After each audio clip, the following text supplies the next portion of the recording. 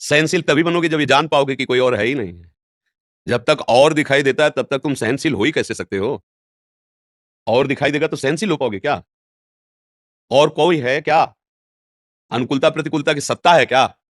किसी और की सत्ता है क्या? आप जहां बात कर रहे हो ये वृंदावन धाम है, और जिनसे बात कर रहे हो वृंदावन धाम के रस की कोई और है क्या? एक क्रूरा अपि पापिनो न च सताम संभास्य दृश्याश्चे सर्वान् वस्तुतया निरीक्ष परम स्वाराध्य बुद्धिर्मम। जो क्रूर और दुष्ट और पापी नीच चांडाल ऐसा रोल कर रहा है, वो कौन कर रहा है? मेरा आराध्य देव, दूसरा कोई नहीं है। सोचो, तुम्हारा दोस्त है, वो नाटक में क्रूर कर्म करने वाला रोल करे, उसे क्या कहते हैं? हाँ, बिलियल, बिलल। हाँ, हमको पढ़े लिखे कम है। अब आप पहचान जाओगे कि नहीं पहचान जाओगे? नहीं पहचान जाओगे? ये अच्छा, ये तो वो है। अब वो जितना क्रूर कर्म करेगा, अब वो वाह यार वाह, कितना सुंदर अभिनय कर रहा है।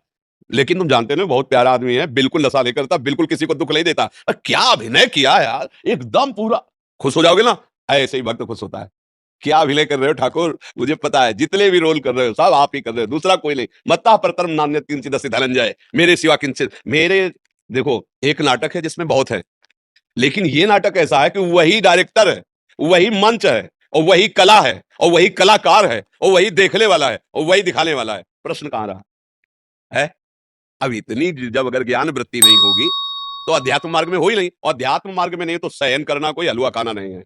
दूसरे के द्वारा किए हुए प्रतिकार को, प्रतिकूलता को, अपमान को, तिरस्कार को वही महात्मा, वही साधु, वही भक्त, वही जन सह सकता है जिसका संबंध भगवान से है। नहीं सह सकते, नहीं सह सकते।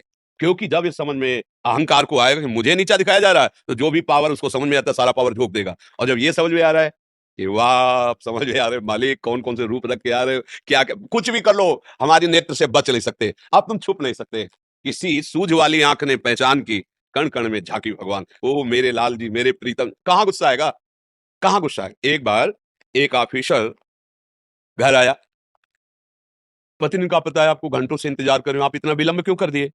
ओ प्रणय को, उसने पिस्तौल निकाली, गोली भरी, पत्नी के यहां लगाया।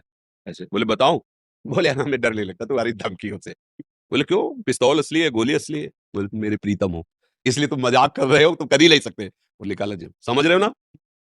मेरे प्रीत, अगर दूसरा रख देता तो प्राण व्याकुल हो जाते, नहीं होते, डर जाता ना। तो अगर हम दूसरा देखेंगे तो डर जाएंगे, भय आ जाएगा, क्रोध आ जाएगा, अशांति। और अगर देख रहे हैं हमारा प्रीतम है तो कह रहे हैं ये तेरी पिस्तौल है, सब तेरा केवल खिलवाड़ है, तू कर ही नहीं सकता। क्यों? मेरा प्रीतम है, चराचर जगत मेरा प्रीतम है। अब तो कुछ नहीं कर सकता, कुछ भी रोल कर, कुछ भी स्वांग कर, अब मुझे तो डरा नहीं सकता, क्योंकि गुरु प्रताप से मुझे पता चल गया कि तू ही है। अय छलिया, आज तक तू मुझे विविध रूपों में छलता रहा, अब गुरु के द्वारा दिए हुए नेत्रों से मैं तुम्हें पहचान गया, अब तुम छुप नहीं सकते। बिना ये स्थिति आए सहनशील हो ही नहीं सकते। थोड़ी बात सह सकते हो, लेकिन जब और आगे बढ़ेगी ना तो फिर आप नहीं सह पाओगे। एक सीमा तक तो सह सकते हो, बुद्धि लगा के सहना चाहिए परमार्थ के पति को, फिर इसके बाद जो उसका स्वरूप आएगा, कि अब हो गया, बाद में भजन देख लेंगे, क्षमा मांग लेंगे, पर तुम बात बदल जाए। और अगर ये दिखाई दे रहा कि प्यारे है तो ये गुस्से ले जाएगी, हंसी आएगी कि कर लो आप, कर लो आप ही हो, अब ये जीवन आपको समर्पित है। चाहे आप प्रणाम करो, चाहे आप जूता मारो, चाहे माला चढ़ाओ आप, चाहे आप दंड दो, नाथ मैं तो आपका हूं। अब आप कुछ भी करो, मुझे समझ में आ गया, आपके सिवा को जीत गया। किसका प्रश्न था ये? हाँ, समझ में आ रही ना? देखो, परमार्थ को जब तक समझोगे नहीं तब तक कि कोई इसका दुरुपयोग, अरे है कौन जो दुरुपयोग करे। और दूसरे पक्ष में बता देते हैं कि ऐसा कोई पैदा ही नहीं हुआ, अगर लोकवत भाषा में, कि जो गुरुवाणी के अनुसार चलता है, शास्त्र सम्मत चलता है, भगवत आराधना करता है, उसके सामने उसको झुका सके, रौन सके, ऐसा कोई पैदा ही नहीं हुआ।